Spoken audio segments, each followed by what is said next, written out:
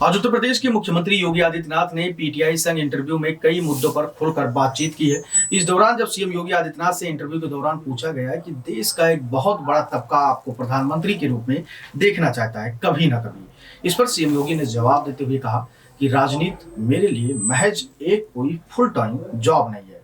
PM पद का अगला दावेदार कौन होगा, इस पर लोगों की अपनी अपनी पसंद है। सवाल जब ये किया गया कि लेकिन एक तबके को लगता है या उनका मानना है कि देश का अगला पीएम सीएम योगी आदित्यनाथ को होना चाहिए।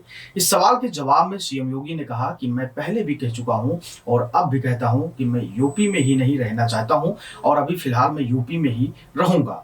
वक्फ बिल के विरोध पर उत्तर प्रदेश की सीएम योगी ने जवाब देते हुए कहा कि यकीनन हर अच्छे काम का विरोध होता है।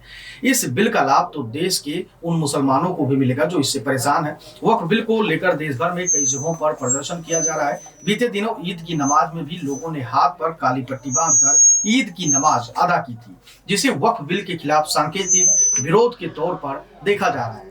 वहीं जिसे बीजेपी नेताओं ने सियासत करार दिया है। ट्राई लैंग्वेज वाले मसले पर सीएम योगी ने जवाब देते हुए कहा, हम तो कन्नड़, बंगाली, मराठी भी पढ़ा रहे हैं। उत्तर प्रदेश क्या इससे छोटा हो गया है? ट्राई लैंग्वेज फार्मूले पर डीएम के सांसदों ने अलग रुख अपनाया हुआ है। उस पर सरकार ने पिछले दिनों संसद में साफ किया कि कोई भी भाषा किसी भी राज्य पर थोपी नहीं जाएगी और राष्ट्रीय शिक्षा नीति में भाषा को लेकर लचीला रुख अपनाया गया है। सरकार ने राज्यसभा में एक लिखित प्रश्न के जवाब में कहा कि बच्चों के लिए सीखी जाने वाली 3 भाषाएं उनके राज्यों, क्षेत्रों और पाठ्यक्रमों से जुड़ी होगी। सड़क पर नमाज पढ़ने से जुड़े सवाल पर योगी ने कर्रा जवाब दिया है। उन्होंने कहा कि उन लोगों को हिंदुओं से अनुशासन सीखना चाहिए। उनके इस जवाब के बाद अब सियासी बयानबाजी एक बार फिर से पूरे देश में शुरू हो गई है। सीएम योगी के बयान पर अब कांग्रेस सांसद इमरान मसूद का भी बयान सामने आया है।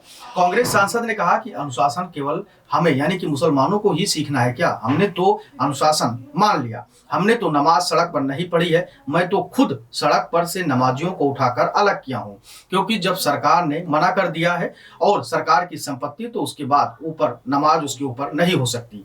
वो नमाज अब कबूल नहीं होगी, लेकिन दूसरे लोगों को भी सिखा दें।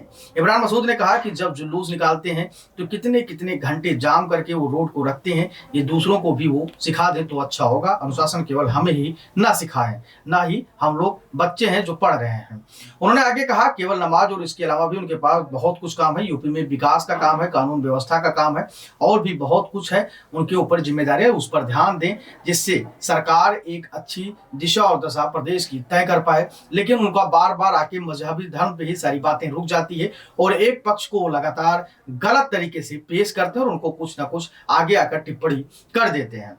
वैसे योगी आदित्यनाथ की इस पूरी खबर को लेकर आपकी क्या कुछ राय है? क्या आपको लगता है कि योगी को प्रधानमंत्री बनना चाहिए या नहीं बनना चाहिए, या उनको फिर उत्तर प्रदेश में ही रहना चाहिए? आप अपनी राय हमें कमेंट सेक्शन में जरूर दीजिएगा। धन्यवाद।